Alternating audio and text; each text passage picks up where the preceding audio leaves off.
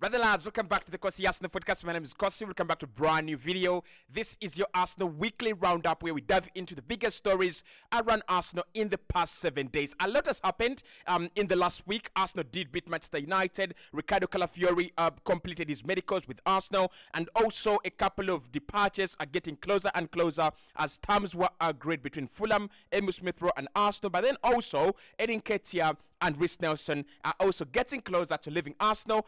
Plus, we have been scouting Victor Gyökeres. Hit the like button, subscribe to the channel as well. Lots of things happened, and let's dive into them before we preview what happens in the next 7 days. Now, I think the biggest story this week is that Arsenal beat Manchester United 2-1. Gabriel Jesus onto the score sheet and Gabriel Martinelli onto the score sheet as well. Mikel Arteta had a few players back in that game. Martinelli was back from his break. Gabriel Magalhaes was back from his break.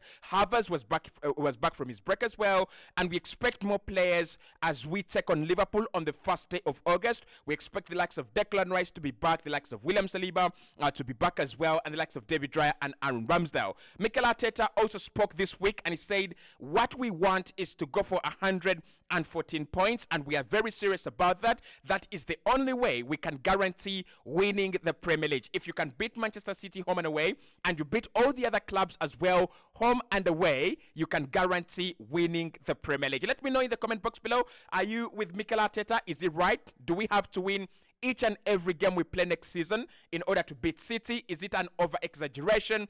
I want you to know your thoughts and opinions in the comment box below. But what I learned from the Manchester United-Arsenal game is, one, we are going to see Ethan Nwaneri play a bigger role at Arsenal next season, especially now that Emil Smith-Rowe is gone. He looked very good in preseason. He's looked very good in preseason so far. He looked very good against Manchester United. I think last preseason, we saw Marino break through in the Arsenal-Manchester United game. He had a very good game, bust around the midfield. This preseason, we have seen Ethan Nwaneri. He was absolutely very good. And of course, the likes of Gabriel Jesus and Gabriel Martinelli scoring is a very big part of their preparation for a season that is going to be very important for Martinelli and Gabriel Jesus. For Gabriel Jesus, he's got to repay the trust that the manager has put in him. Otherwise, Arsenal would have been looking to sell. If Arsenal were Chelsea, we would be looking to sell Gabriel Jesus. We'll be looking to move him on. But Mikel has said no. We are not going to sell him. We're gonna keep him. I trust him, and he will come good. So this season, Gabriel Jesus, he's got to justify the money that Arsenal spent on him. He's got to justify the trust that the manager has in him. But also, if it's your third season, if you fail 3 years at a club, you're pretty much done. You're really gone. It's the same thing with players like Fabio Vieira. If this season Fabio Vieira doesn't come good, it is pretty much over. With Gabriel Martinelli, he had a slow season last season, and I felt, Leandro Trossard coming in didn't do him any good because Trossard performed at a higher level than Martinelli, and we had to drop him. So this season, Gabriel Martinelli has got to give us a reason to trust him. He's got to give us a reason to play him every single game, and then he's got to bounce back. He's a guy that scored 15 goals in the 2022-23 campaign. How are you scoring 5 goals 1 year later? There must be a problem. And with Mikel Arteta trying to fix the left-hand side with Calafiori, with Merino coming in, and the likes of Fabian Ruiz, maybe Gabriel Martinelli is going to have a good season. But both of them scored, and Ethan Nwaneri for me was my player of the match. Now, this week regarding Ricardo Calafiori, obviously every single week we have something on Ricardo Calafiori. The past 7 days have been very calm. Arsenal completed everything, and the medicals are also complete as well. So this is a week where we have seen Ricardo Calafiori, get his medicals done in London, at least the first part. The second part will take place in Philadelphia in the USA, and then the player will be announced there as an Arsenal player as well. Now, there is a small margin that we might see him play against Liverpool for Arsenal. There is also a bigger possibility that we will see him play in the last 2 games of preseason. That is that is Lyon and Leverkusen. Those are the 2 games that he's highly likely to actually feature in. But Ricardo Calafiori, everything is done, and according to Sky Sports, the player is already on his way to the USA to join up with the Arsenal camp. So that is what we know, and that is what happened in the last week in terms of sure deals and also games. What about the players we want to bring in? Arsenal this week have also been scouting Victor Gyökeres. Sporting beat Atletico Bilbao 3-0, and Victor Gyökeres was part of his game. Now, I am not sure whether Arsenal were impressed because we don't have that report, we don't have that information, but we will get to know whether they were impressed or not. If Arsenal tried to sign him this week or Arsenal tried to make any advancements this week. But Arsenal sent scouts to watch Victor Gyökeres once again as they were playing Atletico Bilbao. And for me, that is another big sign that Arsenal are seriously considering bidding and signing Victor Gyökeres this summer. Other players obviously are on the list. We have seen that we've been told that Arsenal would prefer to sign Rafinha. Arsenal would prefer to sign maybe a forward that can play across the line, but Victor Gyökeres is still up there among the names that we are scouting. And this week we've sent scouts to go and watch the player and see how well is holding up, how good is he, with this injury. Is he back? Is he really comfortable after that knee surgery? You don't want to get into such bad deals.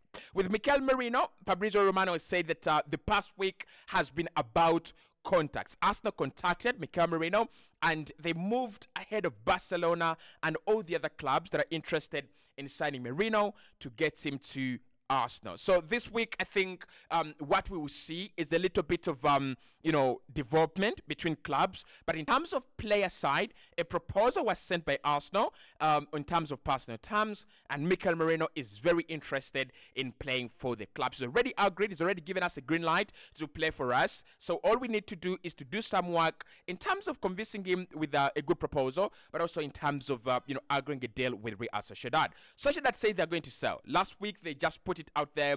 We are selling, and they already received an offer from ATM.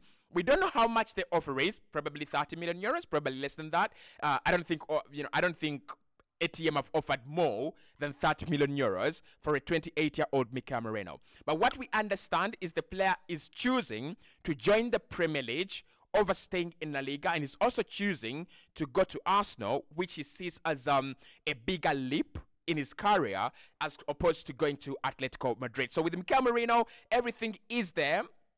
Arsenal are still getting their I would say maps right. We're still getting our bearings right on that deal. The last week has been contact and also finalizing Ricardo Calafiori. As Fabrizio said, Arsenal are trying to do their deals deal by deal. They're not trying to do one deal and then another deal simultaneously. They're trying to do one deal after another. You complete Calafiori, you move over to Mikel Marino. Now, in terms of the midfield, Fabrizio revealed this week that Arsenal are not only interested in signing Mikel Marino in midfield, whatever that means, we will get to know this week. It could mean that Arsenal are interested in signing two, or it could mean that Arsenal have a list of players they're interested in, and, Mikel Marino is one of them. But what I understood with his statement is that Mikel Marino is a priority player that is wanted in midfield, and Arsenal really pretty feel confident and comfortable in that deal, although they have other players in the list. And the other players include Eberechi Eze, who's been approached by Manchester City, as far as I understand. That deal has not really happened and gone anywhere far, but Eze is wanted by Manchester City, and he won't be surprised, and I won't be surprised, and no one will be surprised if Pep Guardiola picks up his phone, calls Eberechi Eze, and tells him, listen, boy, it is time for you to wear this waterly blue kit, and we could see him, at Manchester City anytime soon, right? But Arsenal have another player in mind. Either we get both of them or one of them, but Fabian Ruiz is the other player in the mind of Arsenal and Mikel Arteta, plus Edu as well. So we have been told this week that Arsenal have initiated contact between them and PSG to try and sign Fabian Ruiz from PSG. PSG are open to selling. That's the information that we are getting as well, right from very credible sources, as the player is not a big fan, or as Luis Enrique, actually, the manager, is not a big fan of Fabian Ruiz. Now, again, Arsenal are saying it should be a loan, plus an obligation to buy. We don't have concrete information whether that's a kind of a structure that's going to be done by PSG or agreed upon by PSG. But the player has 2 years on his contract. 2 years? 3 years on his contract, actually. And his market value right now is 35 million euros. So Arsenal could be looking to pay around 30 to 35 million euros for Fabian Ruiz. Now, a few sources have said there is no clear information that Arsenal will not get both of them, as Fabian Ruiz is also seen as an attacking midfielder, right? Mikel Marino, basically a number 8, CM, box to box. Fabian Ruiz, box to box, that can form good triangles with Calafiori and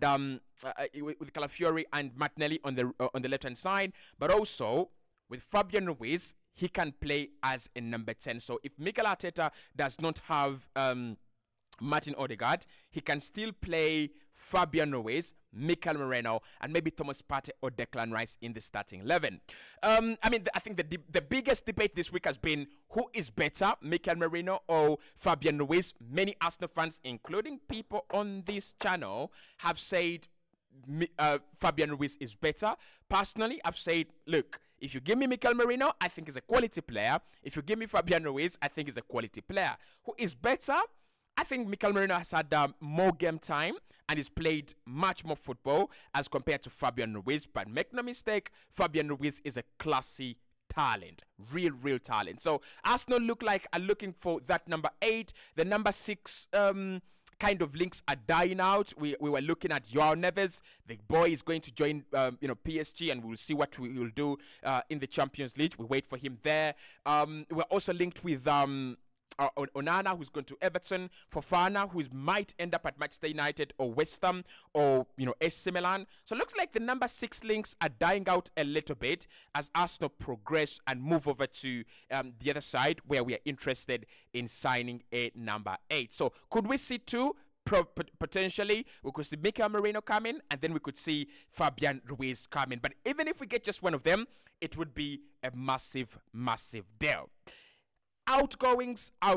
We've had a couple of stories in terms of players leaving, and why don't we start off with Aaron Ramsdale, who has been kind of the news story on the block, as Nottingham Forest have said we are gonna try to sign him, but we are not going to pay your 50 million ridiculous asking price. So Arsenal have already said, if you want Aaron Ramsdale, he's already available, guys. You can come for him, but you've got to pay that beautiful 50 million pounds. Now, Forest are saying we are not going to do that. What we can do and what we are planning to do is we're going to come in for the player initially on loan, and then we will sign him later in the summer. So a loan with an option to buy. I don't think that is bad, but I don't think it's good either.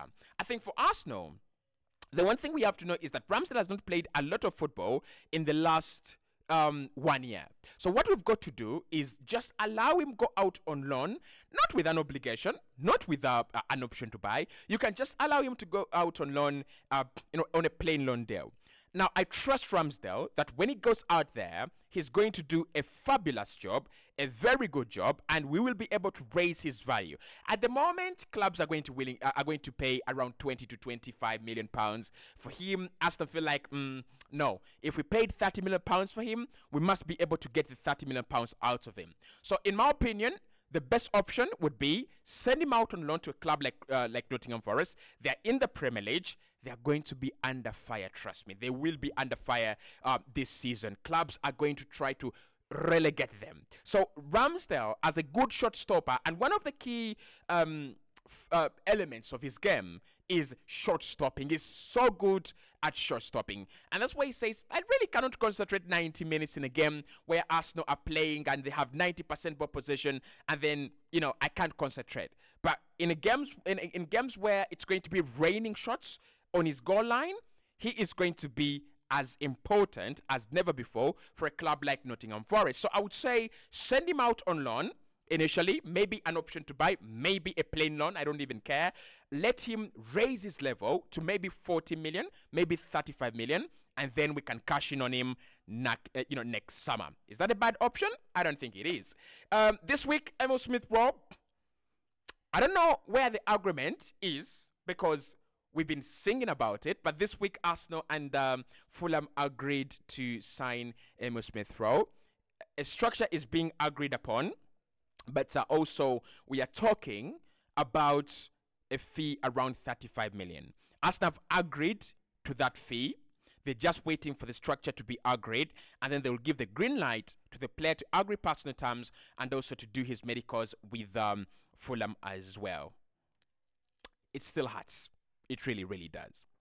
Edin Ketia, this week Arsenal have been in talks with Marseille. Marseille have not really given us any good, options really, but we're still in talks with Olympique Marseille to sell, Eddie to them. He's still a top priority, according to Fabrizio Romano. Still a top priority for the manager there, Roberto Di Zerbi. And then Leicester City are also in talks to sign Reece Nelson.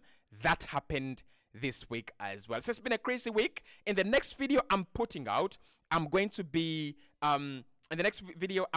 putting out all the action for this week, what we expect of Arsenal's transfer strategy this week, and obviously we have Liverpool coming on. We'll be talking about that as well. Hit the like button, subscribe to the channel as well, and I'll speak to you right in the next one. Do not forget, we'll be live today at exactly 5 p.m.